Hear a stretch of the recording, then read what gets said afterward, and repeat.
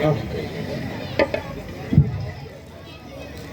तो कान के पास कुछ सफेद बाल भी निकल आए और जवानी के अंत बुढ़ापे का संदेश नजर आया है। अंत होना चाहते हैं। अब मेरे जीवन के दिन कह रहा है अब बुढ़ापा काल की घड़ियों का दिन। क्या अब देर है? परलोक की यात्रा का समय आने वाला है। बुझ गया दीपक तो फिर होगी कहां से रोशनी। क्या भरोसा स्वप्न जैसा जगत की है जिंदगी।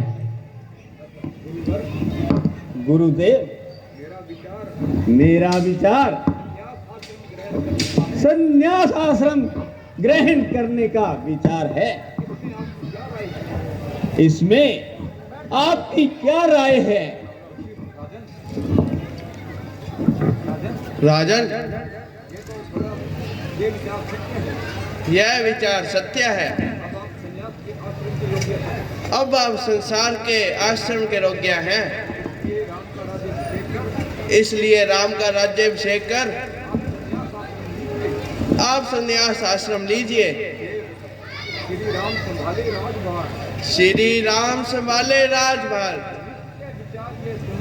निश्चय विचार यह सुंदर है।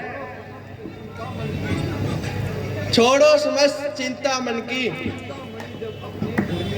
चिंता बनी जब अपने घर में है। मेरा भी यही विचार था। कल श्री रामचंद्र का राज तिलक कर इसके बाद संन्यास आश्रम में प्रवेश करूंगा। मंत्रीवर राज्याभिषेक के लिए उत्सव सजाया जाए।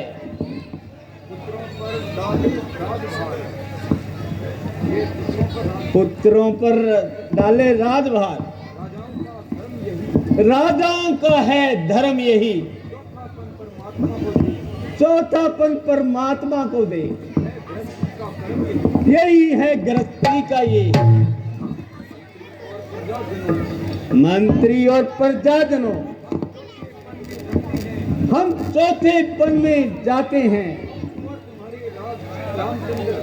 अब कुंवर तुम्हारे राज के अंदर राज्य से यही कुहाते हैं। होना जो चाहिए राजा में, जो सभी राज राम में दिखते हैं, इसलिए तो राजा हो। हम पूर्ण राज से रण में हैं। ये राजा होकर राज्य करे, हम आश्रम ज्ञान करें। हद तक अनुराग राम सा हो। मालिक से अनुराग करें।